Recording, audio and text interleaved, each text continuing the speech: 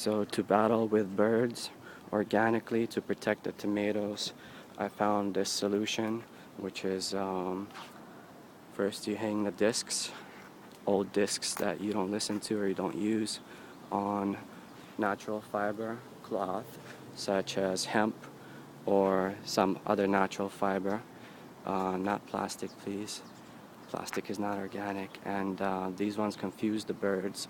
They reflect the light, they reflect um, reflections and surroundings, and the birds don't like that. And the tomatoes, some of the big ones, are tucked in nice deep inside, so it's hard to get to. Um, the leaves of the tomato plant kind of act like a barrier as well. And then this one was my last addition to protect it, because even though I have these things hanging and the branches of the tomato plant, birds were still able to get them, and they really went after 3 of the tomatoes. And this is natural burlap.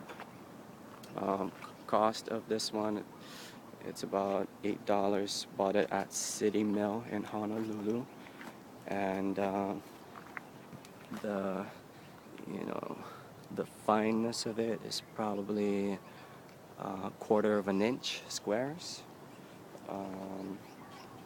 So they let the light through and they're breathable, but they block the visibility of tomatoes and they create a physical barrier. And so far, it's worked pretty good. As you can see, the tomatoes are deep in there.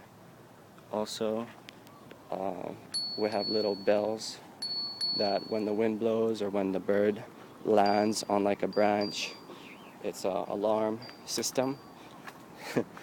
Organic, no electricity required.